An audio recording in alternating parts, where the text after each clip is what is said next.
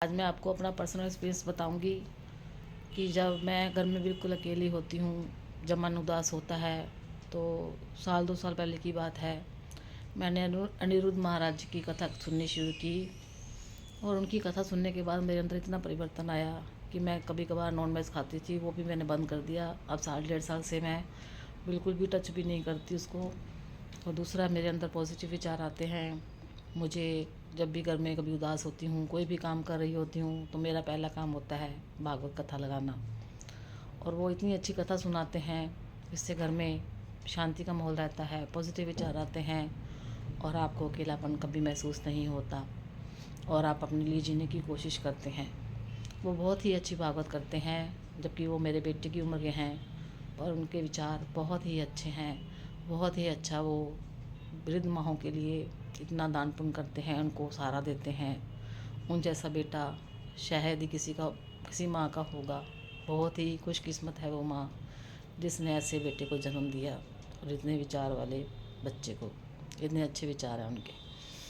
और मैं तो आप लोगों को भी यही बोलूँगी, जब भी कभी आपका मन उदास हो और आप 50+ हों या 40+ हों या छोटे भी हों, आप कोशिश करें भगवान का नाम के लिए अपना समय अवश्य निकालें, क्योंकि हमारे साथ कुछ नहीं जाना, सिर्फ भगवान का नाम ही जाना है। किसी से बात करने में, किसी से व्यर्थ का टाइम वेस्ट करने में कुछ नहीं रखा। इसलिए यहाँ तक कोशिश हो सके भगवान की तरफ अपना ध्यान लगाएं और भगवान ने हमें किस लिए इस दुनिया में भेजा है उसका सदुपयोग करें। इधर उधर की बातों में कुछ नहीं रखा है, मन अशांत ही रहेगा और अपना दिमाग तो ख़राब होता ही है, दूसरों का भी ख़राब होता है। इसलिए हमेशा अच्छा सोचें, सबका भला करें और सबसे बड़ी बात, अपने माँ बाप की सेवा करें। जो माँ बाप की सेवा नहीं करते, जो वृद्धाश्रम में जिन्होंने अपनी माँ को बेच रखा है, वो बहुत ही गलत है। उनसे हाथ जोड़कर प्रार्थना है कि वो अपनी माँओं को अपने पास रखें। अनिरुद्ध महाराज जी का किसी से कोई रिश्ता ना होते हुए भी वो सबकी सेवा कर रहे हैं। अगर हर एक इंसान अपनी माँ की सेवा खुद करे तो वृद्धाश्रम की ज़रूरत ही नहीं पड़ेगी। माँ बाप से बढ़कर कोई भी नहीं होता, उनका स्थान भगवान से भी ऊंचा माना गया है। इसलिए हमेशा माँ बाप की सेवा करें, उनके बारे में अच्छा सोचें और जहाँ तक हो सके उनकी सेवा करने की पूरी कोशिश करें। मैं इतनी बड़ी तो नहीं हूँ कि आप लोगों को उपदेश दे सकूँ, पर जो मेरे मन में होता है मैं बस को बोल देती हूँ और ख़ुद भी अमल करने की कोशिश करती हूँ।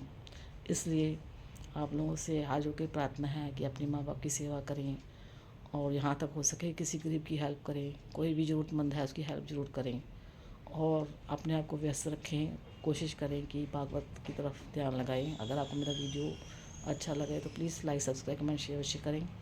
भागवत सुनने से मेरे मन में बहुत ही पॉजिटिव विचार आए हैं और मैं अपने आप को अकेला बिल्कुल नहीं समझती। और छोटे से कान्हा जी मेरे घर में हैं, 3 कान्हा जी हैं मेरे पास। उनकी सेवा करके ही मेरा टाइम बीत जाता है। मुझे टाइम का पता ही नहीं चलता, कब सुबह होती है, कब रात हो जाती है। इसलिए आप लोगों से प्रार्थना है, आप लोग भी अपनी रूटीन में उनकी कथा ज़रूर सुनें। अगर आपको मेरा वीडियो अच्छा लगे तो please like, subscribe, comment, share अवश्य करें। Bye bye. हरे कृष्णा।